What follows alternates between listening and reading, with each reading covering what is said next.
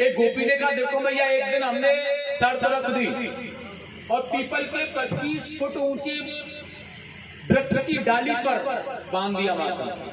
देखेंगे कैसे खाओगे, बड़े माखन के खाने वाले बन रहे हो अब देखें कैसे खाओगे। और भैया देखते देखते 25 फुट लंबा बांस बांध करके बांस में न जाने कहां से नीचे खड़े होकर मटकी में छेद कर दिया, बांस अलग रख दिया, ऊपर से गिरने वाला माखन मुंह में जा रहा है, 25 फुट ऊपर से आ रहा है, मुंह में जा रहा है, जमीन पर नहीं गिर रहा है। बारी बारी से सारे बाल बाल खाते गए और सारा माखन समाप्त। माखन के ऐसे शौकीन है खाने वाले, ऐसा शौकीन शौक किया भगवान ने माखन खाने का। गोपियां हताश है, यशोदा मैया देख रही है, बड़ी प्यारी सी बड़ी सुंदर सी गोपियां थी, बेचारी शांत प्रिय मतलब शांत थी, लेकिन इन गोपियों से उम्र में बड़ी थी, लगभग 50 वर्ष की उम्र थी उनकी। खड़ी खड़ी देख रही है, अद्भुत है ये लीला। मैया यशोदा ने कहा आप क्यों खड़ी हो, आप भी कुछ कहो ना।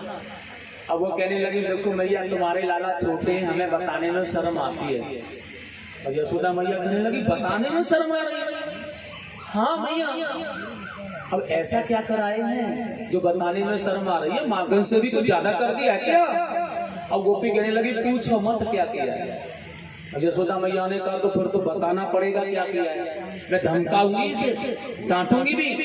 अब गोपी कहने लगी सुनो तो मैया, एक दिन की बात हमारे घर पे आ गए, प्रातः प्रातः का समय था मैया, मैं चौका लगा रही थी और मेरे पास में आकर खड़े होकर के कहने लगे भाभी। मैंने कहा हाँ लाला जी, कहा कर रही हो ये? मैंने कहा मैं चौका लगा रही हूँ। लेकिन आज सवेरे सवेरे चौका काहे को लगा रही हो? आज देखो पूर्णिमा का दिन है, पंडित जी आएंगे, हमारे यहाँ कथा होगी और प्रसाद भी होगा। और सुनो कन्हैया आप भी आना प्रसाद में और कथा में, अपनी मैया से भी कह देना और अपने बड़े भाई को भी लाना। हमसे कहने लगे आएंगे, हमें तो अच्छा लगता है प्रसाद भगवान की कथा का, लेकिन मैया इतना तो मुझसे कहा, लेकिन फिर उसके बाद में कहा मैया एक बात बताओ भाभी, ये तुम्हारे भगवान जी की कथा कहाँ पर होगी? मैंने इशारा कर दिया वो बरामदे में ना अच्छा पौसा लगा करके गंगा जल से ठाकुर जी का सिंहासन बना दिया मैंने। पंडित जी आ रहे होंगे, तैयारी करेंगे, कथा चालू हो जाएगी। और बस इतना सुन के चले गए। मैं चौका लगाने में लगी रही, न जाने किस खिड़की से मेरे घर में घुस गए। और मैया बहुत ठाकुर जी जिस चौकी पर बैठे थे ना, मेरे ठाकुर जी को नीचे लुढ़का दिया और स्वयं चौकी पर बैठ गए। और चौकी पर बैठ करके आवाज लगाने लगे, अरे ओ सुनती हो, अरे ओ भाभी सुनो।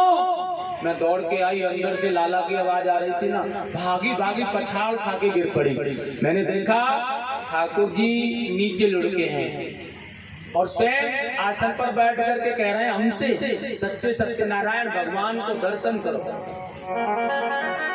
सच्चे सत्यनारायण भगवान का दर्शन। अब मुझे थोड़ा बुरा लगा भैया, मेरे ठाकुर जी को नीचे लुढ़का दिया, अब स्वयं बैठ गए ना, इसलिए थोड़ा सा मैंने धमका दिया, डांट दिया, जाओ यहाँ से तुम, हमारे भगवान जी को नीचे गिरा दिया। अब ऐसे करते हैं कोई। अब हमसे कहने लगे पता है, नाक खुला करके आंखें निकाल के कहने लगे अब तुम्ही को देखना है, और चले गए। भैया पूरे दिन मैंने इंतजार किया, नहीं आया। मैं देखती रही, बात नाराज हो गए, आ जाएंगे, इतना नाराज नहीं होते, नहीं आए।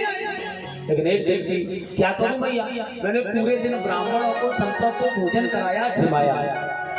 मैं और मेरे पति थक गए भैया, और थकने के बाद आराम से निद्रा आ गई। और भैया फिर तो न जाने क्या हुआ, होश ही नहीं रहा। रात्रि के 12 बजे मेरे पति देव को प्यास लगी तो वह जागे, लेकिन पता है क्या है, तुम्हारे कन्हैया ने आकर के ना मेरी चुटिया को पकड़ा, मेरे पति की दाढ़ी को पकड़ा और गांठ लगा के बांध दिया। भैया न मेरे पति को प्यास लगी और वो खड़े होकर के पानी पीने के लिए गए पनहेटी के पास, लेकिन जहाँ तक मेरी चुटिया चलती रही वहां तक तो वो आराम से जाते रहे, और जैसे चुटिया का जाना बंद हुआ एकदम से चुटिया खिंची, मैंने चुटिया को पकड़ा, कौन ले जा रहा है पता नहीं है? और एकदम से झटका लगाया, मैंने अपनी चुटिया को पकड़ के, अरे क्या कर रहे हो? अब उनकी दाढ़ी के बाल उखड़ने लगे, और उधर से उन्होंने झटका दिया, क्या कर रही हो, क्या कर रहे हो, क्या कर रही हो, क्या कर रहे हो? जैसे तैसे दीपक जला के मैया देखा मेरे पति देव की दाढ़ी के 25% बाल तो निकल के उड़ ही गए मैया। जैसे तैसे गांठ खोली, बड़ा मुश्किल से मैया फंद छुटाया, तुम्हारे कन्हैया। मैया यशोदा ने साड़ी का पल्लू लिया, मुंह पर रख लिया, ये 1.5 मिलान को ऐसी ऐसा कौतूहल, 1.5 मिलान का कन्हैया, इतना क्यों रे कन्हैया? सही बात है ना, ये ऐसा करता है तू? अब तो एकदम से रोने लगे, देख मैया ना मेरा कोई कसूर नहीं है, ये गोपियां है ना मुझे अपने घर बुला करके ना बहुत छेड़छाड़ करती हैं, देख मैया काम भी कराती हैं। अब कन्हैया रोने लगे, अब मैया ने देखा रो रहा है, गोपियों क्या कह रहा है तुम्हारे सामने?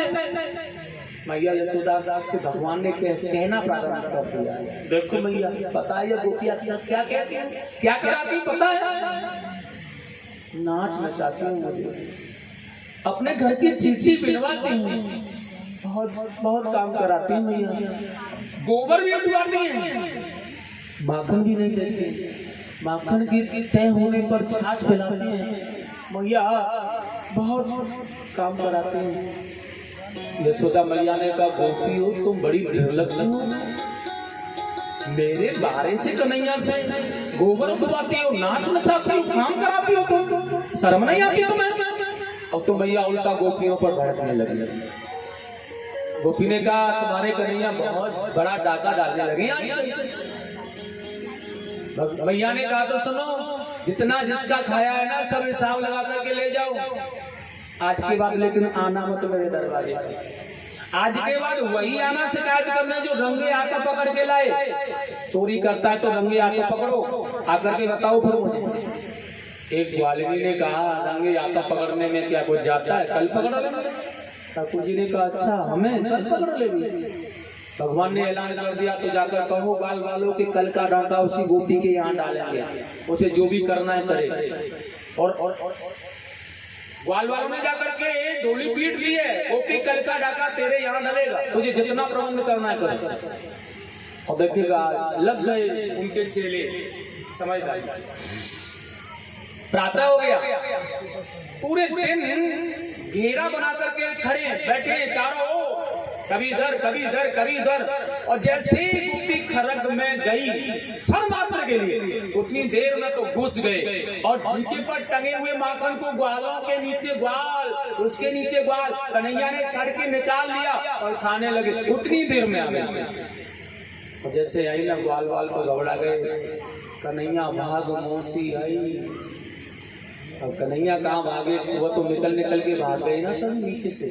अब कन्हैया ऊपर जीके पर टंगे, ग्वाल वाल नीचे से भाग गए और उसने पकड़ लिया। अब देखूंगी तुझे, बड़ी तेरी मैया धौंस मार रही थी ना। भगवान ने कहा गोपी देख लेना, लेकिन ऊपर से तो नीचे उतार लो पहले हमें, हमारी नरम कलैया है, दुख जाएंगी लग जाएगी तो हमारी मैया बहुत पिटाई करेगी तुम्हारी, नीचे उतार।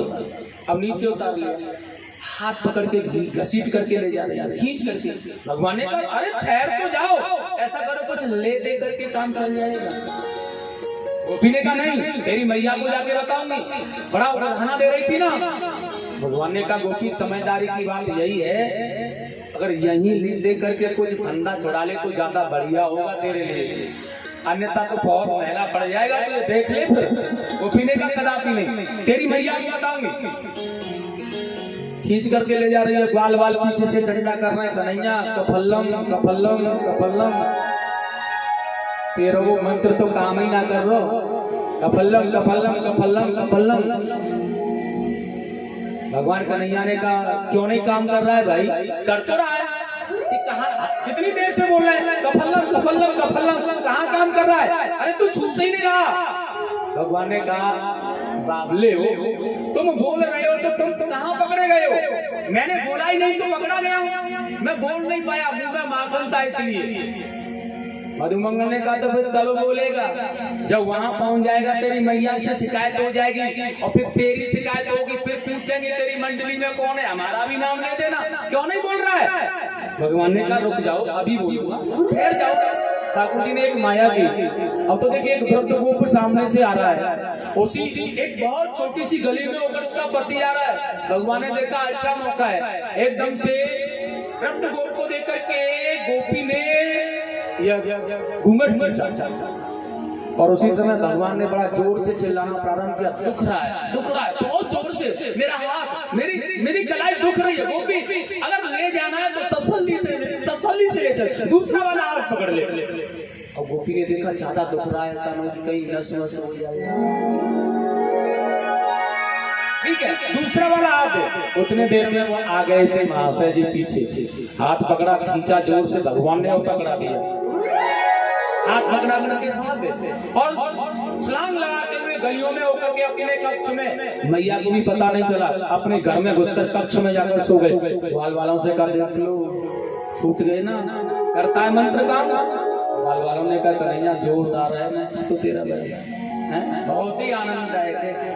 अब तो अंदर और आंखें मीड़ करके ऐसे निकले जैसे कि सो कर आए, देख मैया बहुत बुरा सपना देखा है। मैया ने कहा देखा है तूने? देख मैया एक गोपी है ना, मुझे सपने में पकड़ के ला रही है और तू से शिकायत करने आ रही है और कह रही है देख तेरी कन्हैया को रंगे हाथों पकड़ के लाई हूँ, चोरी की कर रहा था या मातम की। यशोदा मैया ने कहा तू रहने दे, आने दे किसी भी गोपी को, मैं देखूंगी, तू यहाँ पर गया ही नहीं तो चोरी कहाँ से कर लेगा? भगवान ने कहा बन गया था उतनी देर में वो गोपी, अभी तक तो कन्हैया जा रहा था खींच करके, तो केवल उनके साथ वाले जा रहे थे, पीछे पीछे कैसे छूटेगा कैसे छूटेगा।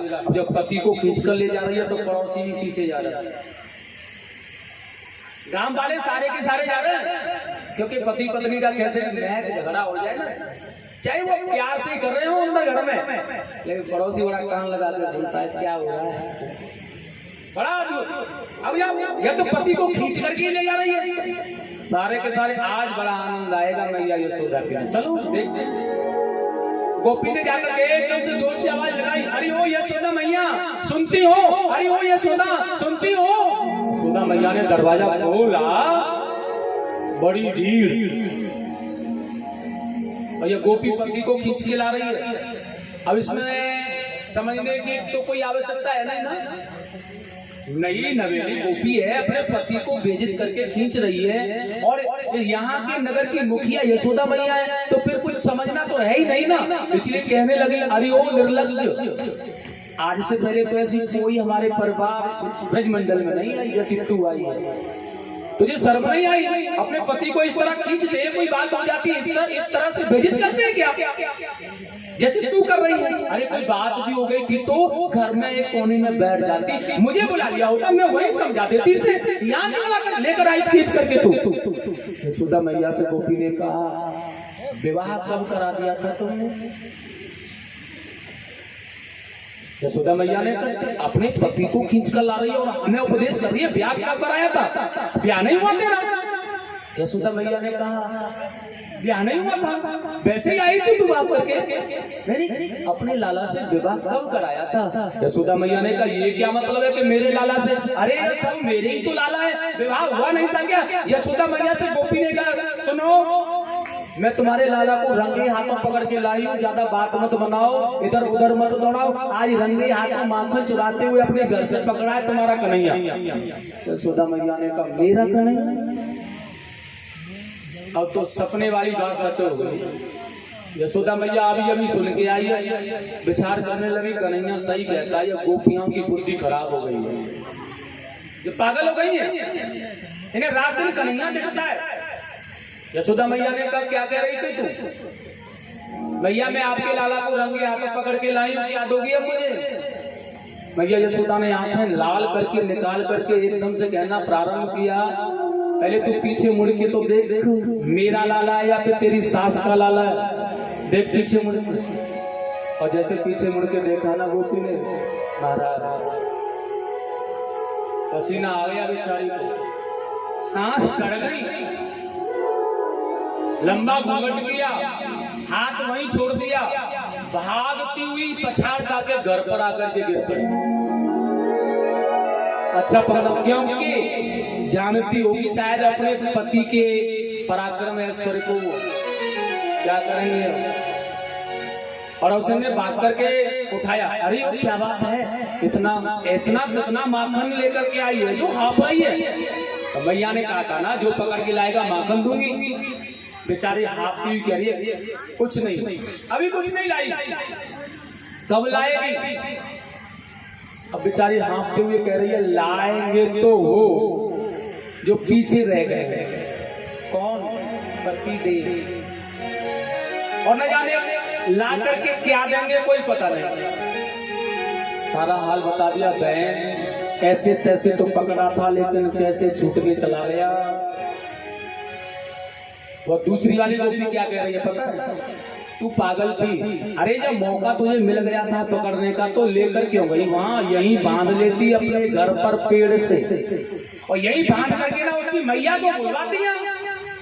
वो हाथ जोड़ के कहने लगी गोपी मैंने तो एक बार पंगा लेकर के देख लिया है, एक बार देख लिया पंगा लेकर के। बहन अब तेरे घर आए तो तू खूब बांधना, मैं कुछ नहीं करूंगा मेरे बस। अद्भुत क्या अद्भुत भाव गोपियों का। और भगवान बड़ी सुंदर भाव से माखन चोर लीला कर रहे हैं। देखिएगा यह बिल्कुल सच है। माखन माखन वाले है मन, और कौन सा वाला मन है? पवित्र मन। भगवान ने गोपियों के पवित्र मन को चुराया है। तो भगवान कह रहे हैं यह गोपी रूपी प्रत्येक जीव से तू ये अपना मन मुझे अर्पण कर दे, बाकी कुछ भी कर मुझे कोई लेना देना नहीं। मन को मुझे दे दे, और जब मन परमात्मा का हो जाएगा तो फिर दुनिया में रह क्या जाएगा करने के लिए। सर्वस्व ठाकुर जी का है। अद्भुत ठाकुर, बड़ा सुंदर है। प्रेम से बोलेंगे वृंदावन बिहारी लाल।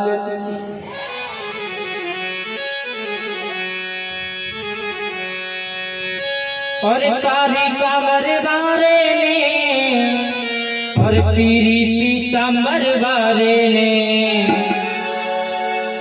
वो कारी कमर बारे ने, और पीरी पीतम्बर बारे ने। होएगा जब आएगा जब आएगा जब करे डार या कारी कमर बारे गजब करे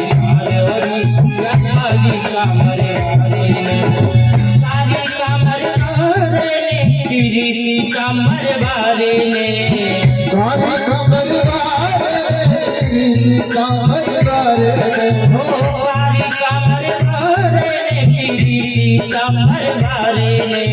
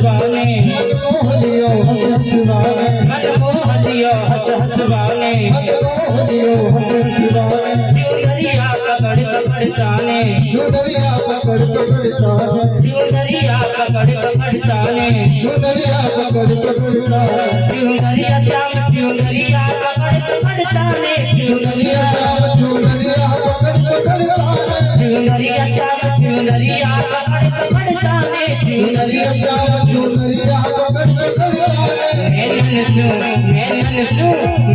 सु जादू जादू कामर वाले ने हो गजबू दरबारो रे कारी कामर वाले ओ कारी कामर वाले ने तेरी कामर वाले ने कारी कामर वाले तेरी कामर वाले ओ कारी कामर वाले ने तेरी कामर वाले ने कारी कामर वाले तेरी कामर वाले गजब करे जायो कारी कामर वाले ने उस कामर वाले रे कारी कामर वाले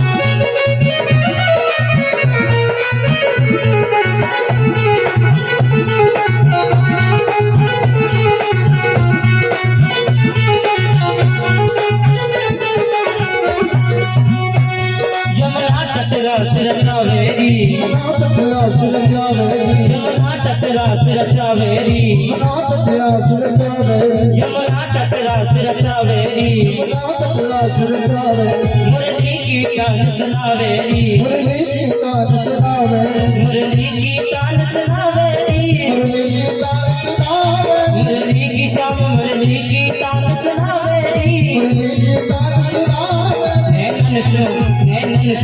नैनन सु जादू जादू कारी कामर वाले ने गजब के कारी कामर वाले ने उस कामर वाले कारी कामर वाले ओ कारी कामर वाले ने तेरी कामर वाले ने कारी कामर वाले तेरी कामर वाले ओ कारी कामर वाले ने तेरी कामर वाले ने कारी कामर वाले तेरी कामर वाले गजब करे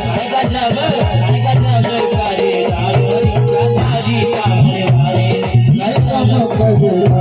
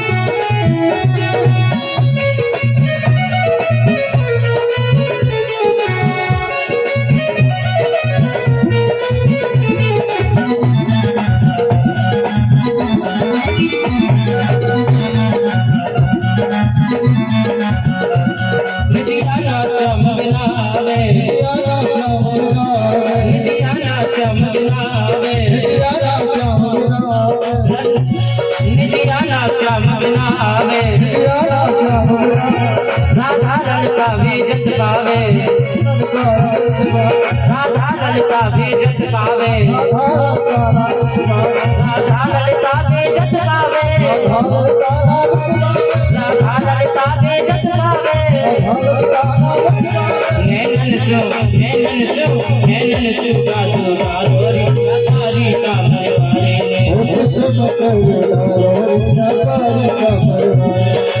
कारी कमर वाले ने पीली कमर वाले ने कारी कमर वाले ने पीली कमर वाले ने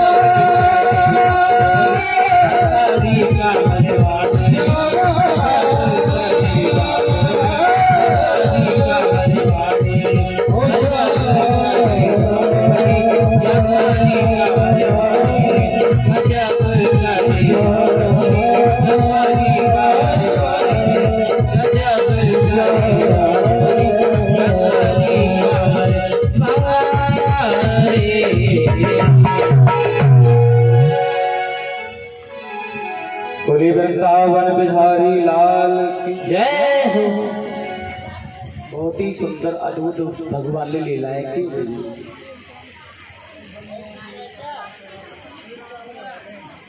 अद्भुत देखिएगा, मन को चुराना। अद्भुत भगवान की गोपियों के मन को भगवान ने अपने पास रख लिया, और जिस मन को भगवान ने अपने पास में रख लिया है वो बड़ा आनंद मग्न है, बड़ा तृप्त है।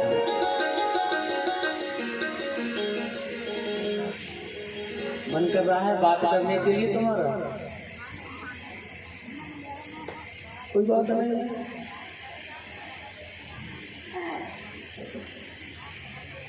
अगर ज्यादा मन कर रहा है बात करने के लिए थोड़ी देर कर लो, कोई बात नहीं, घर की बात है। यहाँ जी कई बार के थोड़ी, और इन्हें क्या पता चल रहा है, इतने लोग बैठे हैं। हमें जब चुपचाप बातें भी करते रहे तो क्या फर्क पड़ रहा है, इन्हें पता ही नहीं चलेगा।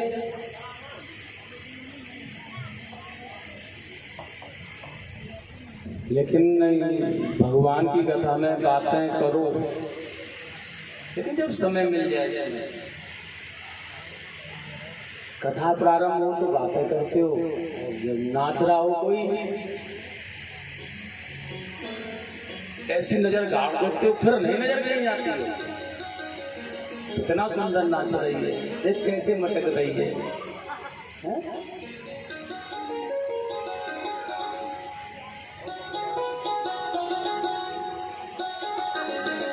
कथा की चोरी मत करो, जमाने की चोरी करो,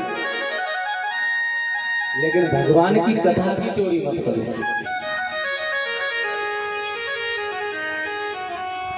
चोरी भी करो तो ऐसी करो जैसे कबीर ने की।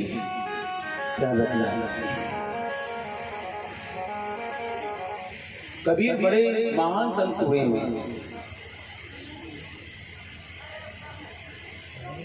लेकिन महामुनि कबीर का एक सिद्धांत था, उनके दरवाजे पर होकर के कोई भी जाता था वह बिना सत्कार के नहीं जाता था। बहुत नहीं तो जलपान तो होता ही था, भोजन जलपान बहुत, मतलब कोई भी निकल के जा रहा है, आओ बैठो, सत्कार, बिना सत्कार के किसी को जाने नहीं देते थे वो। ऐसे महान अतिथि देवो भव, अतिथि सेवा करने वाले महान संत कबीर, मैं उनकी कहानी बता रहा हूँ आपको।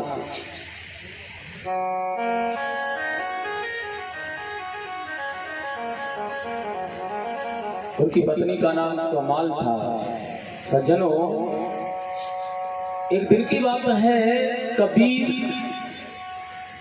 के यहाँ कुछ ब्राह्मण संत आ गए।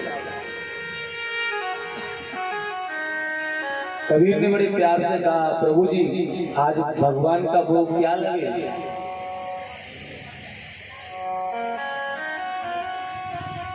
संतों ने कहा जैसी आपकी इच्छा। कबीर ने आदेश किया कमाल को, अरे ब्राह्मण पधारे हैं हमारे घर, संत पधारे हैं, देवी ठाकुर जी का कुछ भोग बनाओ, ग्रहण कराओ।